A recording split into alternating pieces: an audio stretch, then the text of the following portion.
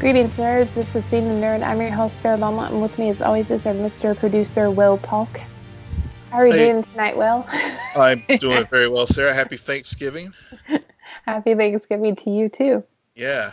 So, I guess this is our Thanksgiving episode. I know we're enjoying our week off with our families and everything, but wanted to give you guys this little special episode that went to North Carolina Comicon again this year. And it was a lot of fun.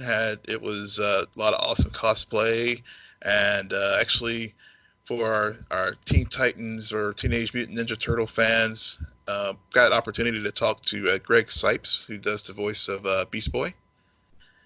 And he was a really cool dude, and I hope you guys enjoyed that. And also I got to interview a few cosplayers, and also was able to meet with the pretty awesome organization called Operation Sidekick, and you'll hear more about it in the interview that I did with them. But they take rescue pitbulls and use those rescued pups to help service members who are dealing with PTSD as their therapy dogs. So it was pretty cool meeting them and talking with them about that. Awesome. And on that note, we're going to play Will's Random Adventures without Sarah. Next time, you're coming with me to a con. It's going to happen. I feel like it's a threat at this point. It's not a threat. We've got to take the show on the road at a con. Between you and other guest hosts, I feel like you're always threatening to get me in a con. All right. Enjoy. So the first interview here is with Greg Cipes, who was known as Beast Boy from Teen Titans and Teen Titans Go, and also Michelangelo from Teenage Mutant Ninja Turtles. Enjoy. So good afternoon. This is Will Polk from the SNN Nerd podcast with Greg Cipes, who is well known as Beast Boy and Michelangelo and many other characters. How are you doing this afternoon? Pretty good, bro. Just enjoying these North Carolina waffles, yo. Waffles. Yeah.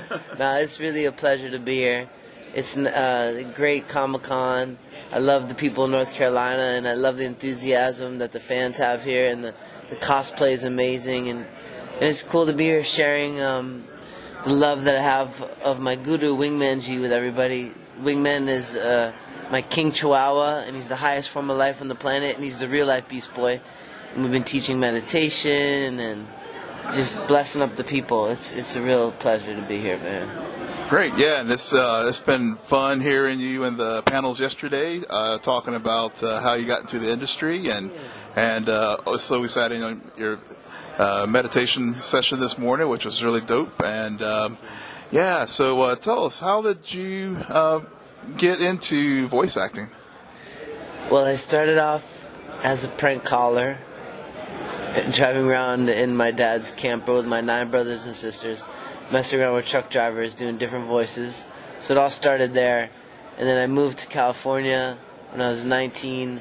My first ever audition was for Beast Boy.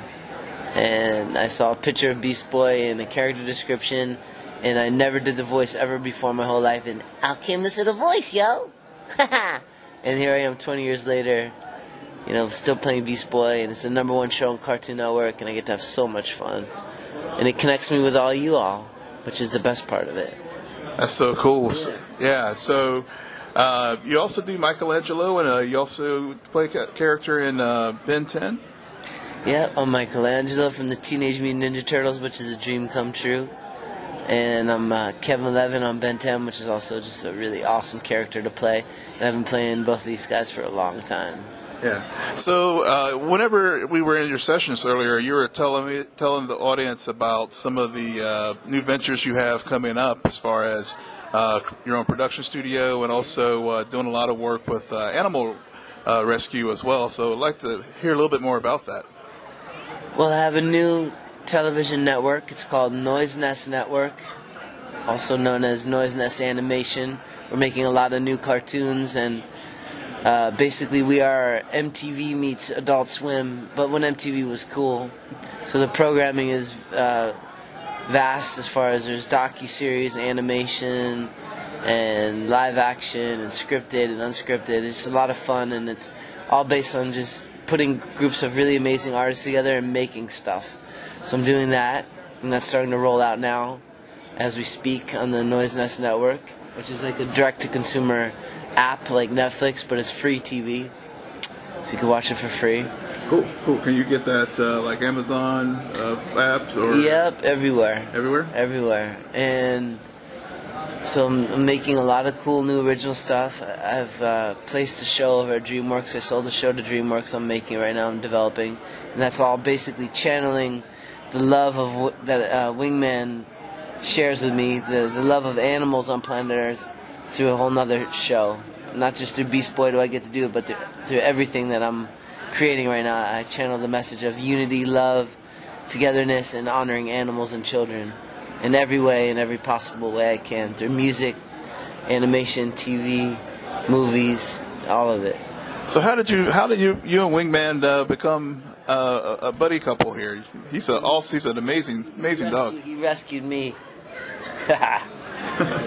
He rescued me at the South LA Kill Shelter. And ever since that day, I'm just the luckiest papa in the whole world, because he's been just the light of my life, like a lighthouse. You know, I take shelter under his lotus feet, and he purifies me, and we get to have so much fun. So how long have you guys been together? We don't count. We're nowists. He's the eternal one, and he's taught me that. We're as old as Mother Earth. Cool. So I feel like, when people ask me, how long have you been together, it really is an eternal thing for us. Awesome. Yeah. Awesome. So what are some of the things you've been doing with as far as animal rescue? I know you had talked a little bit about that. Well, mostly it's right now feeding homeless dogs in Venice Beach with money that we make together at Comicon. He's got book series, Wingman G book series, and that helps feed the homeless dogs in Venice.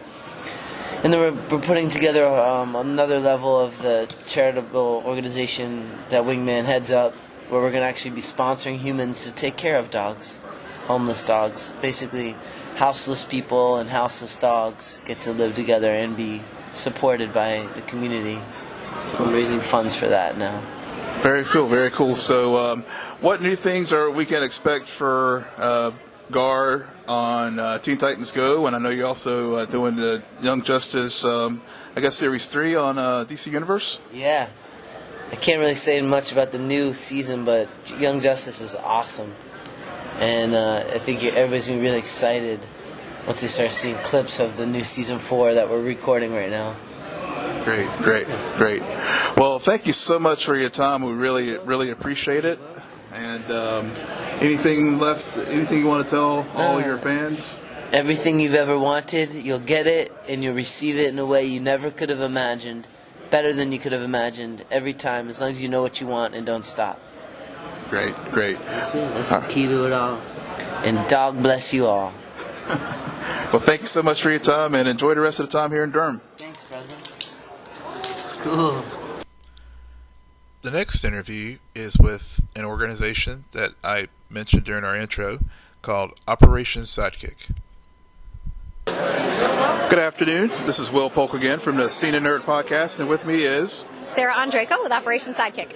And tell me a little bit about Operation Sidekick. How did it get founded, and what's your mission, and how can we find you, and everything like that? Sure. Thanks so much for asking. So Operation Sidekick is a program under the American Pitbull Foundation. American Pitbull Foundation has been around about 10 years, and we provide humane education programs, advocacy, and outreach services. And then about 5 years ago, we got the idea to start providing services, because the dogs that we work with are incredibly good working dogs. So we decided to pair kind of this discarded population from the shelter system and see how we could put them to work. And one of the biggest needs after some research that we found was veterans suffering from PTSD. And it happens to be a job that Pitbull type dogs are really good at remedying when very well trained for it. So it was kind of just a natural collaboration after some conversation about what we could do with some of these dogs to help not only combat the stereotypes, save more from unnecessary euthanasia, but then also mitigate this crisis that we have amongst our veterans in regards to how many are killing themselves because of post-traumatic stress disorder. So that's kind of how we got started for the most part. And so you're doing work with veterans of PTSD. How can a veteran, if they're listening to our show, get in touch with you about being able to get services from Operation Sidekick? Sure. So the best way to do it is through a referral. We want to make sure that this is actually the right type of treatment plan for a veteran. So either through their therapist, their psychologist, through the VA, a veteran service officer, just somebody that represents them and knows them personally that says, yes, we've had a conversation about this and this is a good treatment plan, a good option for you. At that point, they would reach out to us at os.vet. And I get those email referrals directly, Sarah Andreco, again. And then we send out a questionnaire and we start trying to see what dogs that we have that might provide the services or the tasks that that veteran in particular needs and make sure that we can actually accommodate that, and then we go from there. Okay. And tell me a little bit about Raven. She seems to be a very chill pit bull and really getting into her little costume there. She is. She's used to being still in costume for photos, so she's much wigglier and much happier, and she tries to crawl in your lap and kiss you when she's not in costume, so it's almost like her alter ego is Raven, you know. But she's actually one of our failures. And you can see how friendly and wonderful she is, but she wants to service everyone. She wants to meet everyone and love on everyone. So she doesn't have what it takes to provide service to one person. So we use her for human education and shows like this where she can interact with everyone. And she also helps socialize our sidekick puppies. So when they're growing up and we're, focusing on that critical socialization period, she helps with that. So interspecies socialization is super important too. Gotcha. Yeah, so that's very interesting. So what do you look for in a temperament for a dog? I know you mentioned that she's very open and wants to socialize with everyone. Yes. So if someone has a rescue dog or if they found a puppy or something and they want to donate it to your organization, how do we know what's the best fit for a pup to be a part of Operation Sidekick?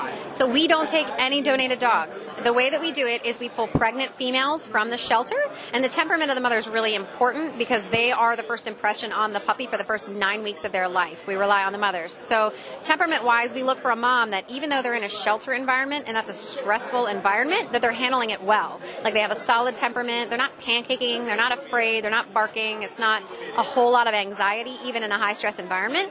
And pit bulls, being as adaptive as they are really good at that. So it makes it easier on us as far as selecting females. But it's really important that the mom has a nice solid temperament to her. She's very friendly, no animal aggression, no human aggression, and does fairly well in a stressful environment. We pull her out of that stressful environment, make her very comfortable, and then start raising her puppies. Now, even though we don't take on older dogs, because we want to start before day 3 of age with the techniques that we use, I would not discourage anybody else from training with their own dog that is older. There are plenty of dogs that I come into contact with that really have the work ethic, the drive, and the temperament for it. It's just not something that our program does, but it's certainly another way to incorporate service work with a canine. Yeah. Well, great. Well, this is an amazing organization, and it's great that you're reaching out and helping our veterans who have sacrificed so much for us as a way to help them as when they come back from being in service to our country. So anything else you'd like for our listeners to know about Operation Sidekick? Sure. There's always ways to get involved. You can volunteer. You don't have to know a thing about dog training. We teach everyone, but everything from fundraising to just simple raising awareness about the actual problem. Not enough people know that this is a massive issue that we're facing as far as PTSD-related suicide, and that there's a very simple solution to it. We have this entire population of discarded animals that can easily mitigate these issues and help save the lives of people. So get awareness out there, raise awareness about the problem and the solution, volunteer, and of course, donate if you can. It takes about $10,000 per service dog to raise them from birth all the way through 18 months before we pair them. So if you're able to donate, every amount helps. Great. And are you all have services in all 50 states, or are you located just in the Southeast? We're primarily servicing people in North and South Carolina. We have placed out of state. In fact, the last dog that we placed was in Texas. But because we're so small, we try to stay locally for right now. But if we get a really good match, like we did with this veteran that was in Texas recently, we'll pair the dog. Okay. Well, great. Well, thank you so much for your time. I really enjoyed talking with you, and best of luck. Yeah. Thanks so much. I appreciate it. Thank you. Yeah. All right. The next couple of interviews you will hear are from 2 cosplayers that I talked to at North Carolina Comicon. There were so many awesome and dope costumes and cosplayers this year, and you'll hear from Fireheart and Rule 19 Cosplay. Good afternoon. This is Will Polk coming from the North Carolina Comic-Con, and I'm with Noelle, who is a cosplayer. Can you tell me a little bit about yourself and who your character is today? Sure. I'm a new cosplayer, started back in April. I'm currently a Twi'lek from Star Wars who works for the Crimson Dawn. They're actually my favorite ones to do. I was a purple one who worked for the Empire back in July at GalaxyCon. So what got you into cosplay? I've always wanted to do cosplay. I've been held back for a couple years just due to financial problems, but I just finally kind of sucked it up and started going on it. Cool. So what inspired you to do this particular character? Star Wars. I love Star Wars. Anything Star Wars. I love Twi'leks. They're my favorite. I think they're sexy but badass, and they can work for anyone that they want to. Very versatile. And are you going to be watching The Mandalorian when it premieres this week? Of course. So what are you looking most forward to with this new series? The purple Twi'lek in it. Really? Yes, that's what I'm looking forward to, and just a new storyline. Yeah. Well, great. Well, thank you so much for your time, and keep going with your cosplay. You look great, and hope to see you at some more cons. Thank you. Thank you so much. Right. And here's our next cosplay interview. Good afternoon again. This is Will Polk with the SNN Nerd podcast, and with me is Rule 19 Cosplay. And tell me who you dressed as today. Today I'm dressed as Inuyasha from Inuyasha, the anime/manga, feudal fairy tale as you may know it. And what got you into cosplay? Well, I've been cosplaying since before I even knew what cosplay was. I didn't know that it was a thing. I was just dressing up as characters. I think I started officially back in 2001. Dressing up for different events. I ran a company called Struck by Lightning, Orange Lightning Demo, short SBL, and we used to do reenactments of choreographed fight scenes from like Star Wars, Mortal Kombat, the Blade trilogy, things like that. So it really just started out as we needed to be in character and in costume as accurate as we could possibly be while reenacting the fight scenes. So. Okay, great. And are you still doing that today, or are you still doing your own independent thing? Still kind of doing my own independent thing. I would like to get back to being able to do more live action choreography, but truth be told, that takes a lot of dedication and a lot of time commitments. Bouncing around as, high school, college students, we had a little bit more time to dedicate that. Now we got an adult, so it's kind of hard to monetize that on a regular basis. But I would still like to be able to do it on a more consistent basis. But yeah. And is this your primary cosplay character, or do you do other characters as well? I'm working on a couple of characters right now. This one is the first one that I've debuted since maybe like 3 or 4 years. I have a Ant-Man that I'm going to be bringing to the con tomorrow, Bull City Comicon. And then I'm also working on an quote-unquote older version of Inuyasha, which is going to have like the foam armor and kind of look more like as his father version. And then I also am working on a War Machine cosplay and a character called Kryptonesia, which is from Civil War II from Marvel.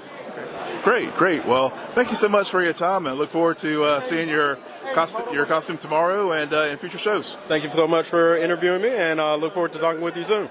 Great. Our last 2 interviews are with writers of comic books. Our first interview here is a follow-up with Fourth Wall Productions, who we talked with last year at the 2018 North Carolina Comic-Con. And then the final interview is with Giant Star Entertainment. So back here, day 2, North Carolina Comic-Con. This is Will Polk with the Fourth Wall Productions. Danny J. Quick, Fourth Wall Productions. Absolutely, man. Thank you for having me. Yeah, it's good to see you again. I know we talked last year, and want to learn more about, see how things are going with Fourth Wall Productions and all the titles that you guys have going right now. Yes, sir. Thank you. We're doing good, man. Keep expanding, just trying to keep putting out good content. We started a podcast earlier this year, and, we got, I want to say almost 40 episodes out, so, they're all connected to our comics, so, we're doing it, man. We're doing it. That's good. Where can people find your podcast? It's on Spotify and iTunes. It's called the Super Shorts Podcast. If you look up Ace Blade, you'll find it. Absolutely. Great. So what's going on with all the titles? So I know you've had Ace Blade and several other Lumberjack and several other titles. Are they? Can you still find them online, or you guys have distribution in stores now? What's the current status? So we got Ace Blade and Lumberjacks in a couple stores. King Supreme just came out. We raised over $6,000 on Kickstarter to do that one, and we finally got them printed. And we'll be taking them around to a couple of stores in the area. But we're always online. If you go to fourthwallpros.com, you can find them there. And we actually are offering special features with our comics now. So every physical book you buy, you'll get a digital one, and you'll get the QR code to take you to our little behind the scenes playlist too. Awesome. That's great. That's awesome to hear. And I'm glad to see that things are going well. And thanks again for letting us stop by your booth and talk to you a little bit. Man, I appreciate you too, Will. Hoping to see you next time. If we get back next year, I'll definitely have some new stuff for you. Okay. All right, great. Well, thanks so much. Thank you. Here's our final interview with Giant Star Entertainment. So this is day 2 of North Carolina Comicon. This is Will Polk from the SNN Mr podcast, and with me is Eric McRay of Giant Star Entertainment. And tell me a little bit about Giant Star Entertainment and how you got your start in comics. Well, Giant Star Entertainment is an online print and publishing company.